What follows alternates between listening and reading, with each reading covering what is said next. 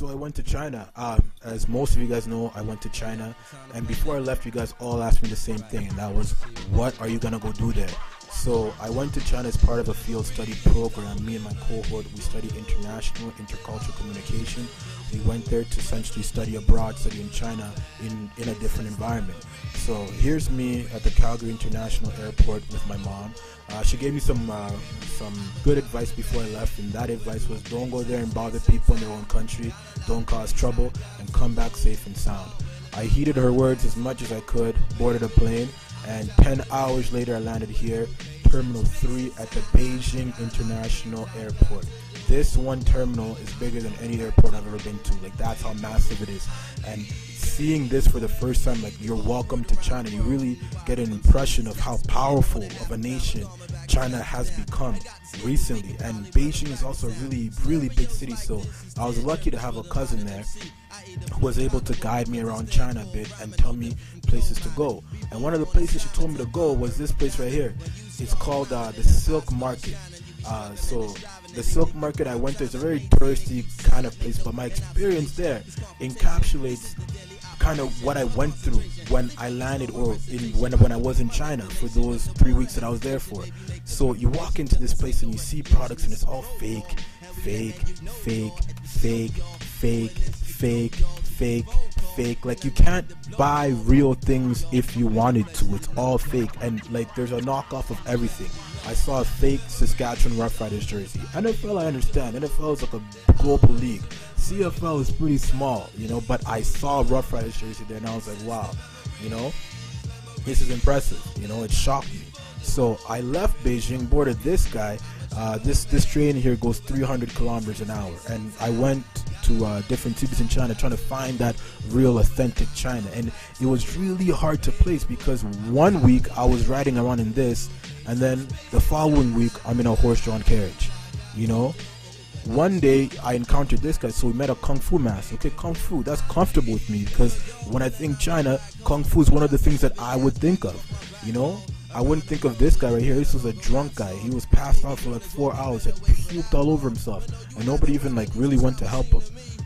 So it's really hard to see where China stands. Is it poor? Is it rich? You never really know. So like, you can look at even the skylines of buildings, you'll see new and old. Even in nice buildings, you'll see a really nice building, but then the bathroom might look like that. And the touristy places, you're just there to observe. You can't really interact much. So I saw a statue of Mao. I saw Confucius's grave. I went to this mountain. This is a very holy mountain. It's called Mountain Tai. I saw Golden Buddha, these clay warrior people, and even places that weren't supposed to be touristy places ended up being kind of touristy. Like, this was a textile factory, and my cohort outnumbered the workers there. I think we were 30 people in my cohort, and I think I counted 10 workers, and that's just the owner of the factory trying to make a good impression, be like, oh no, there's no a sweatshop here, I treat my workers really good, and they're happy. And it ended up being a touristy environment everywhere we went, because we impacted our environment as such. We impacted the Chinese that way, so everywhere we went, a lot of places we visited, they knew that we were coming, even put up signs to welcome us, and that was very gracious of them, but it prohibited us from seeing the real China. So this is a city hall in Chifu. That's Confucius's birth city. So even there, they took us on a really guided tour of really happy employees in one area, and wouldn't allow us to really go elsewhere.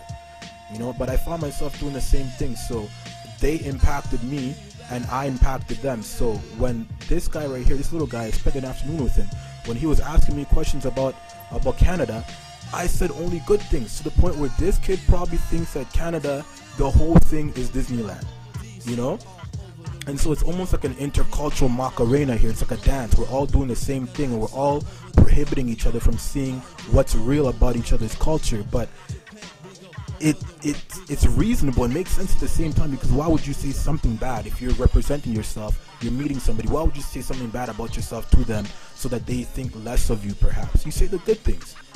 So I didn't get the realness in that sense, but I tried with the food at one point. Some people are really global. They're global citizens with their palate. They try not new stuff all the time, and Yeah, I don't know. It wasn't really me. Like chicken, I can do fine, but some of this other stuff, like what is that? It looks like prehistoric. It walked around with the dinosaurs. What is it still doing here?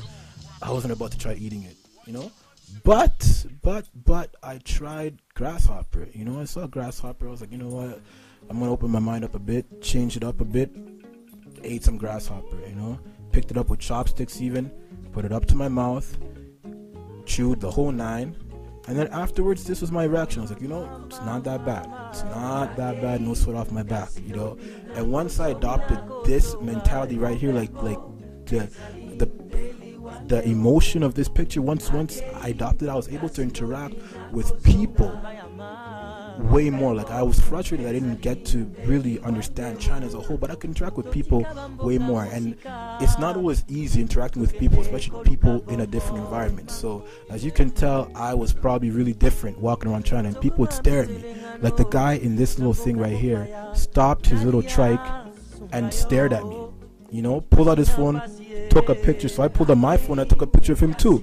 You know, afterwards I smiled and waved, and he smiled and waved back, you know. So it started to lighten up a bit. You know, I even went to a basketball game, and this guy, he's like the hype man for the team. He came up to me and two of my friends and made us walk around the whole stadium and do cheers in Chinese. We didn't even know what we were saying, but we did cheers in different sections of the stadium. Now, I didn't know what I was saying, and I would never do this in Canada, you know. And some of the things, like the stares, were being pointed out, and it's rude from the Canadian perspective, and perhaps it's still rude in the Chinese perspective. But if I let go of my hang-ups from Canada and just interacted with people, I found that I made it way further. I got to know people, smile with people, and laugh, and it was a lot of fun, you know. So I met a lot of people. These people were part of the school that we were visiting, and they were gracious enough to answer all my dumb questions about China, and I answered their dumb questions that they had about Canada. Like they kept asking me why so much bang bang, why do you bang bang so much, you know, like gunshots. And I was like, no, I don't shoot guns or whatever. But we laughed, you know, something that I could have interpreted perhaps offensive. You make a joke about it because they don't really know. And so with this new perspective, I was able to interact and almost conquer China, I can say. That's me conquering China.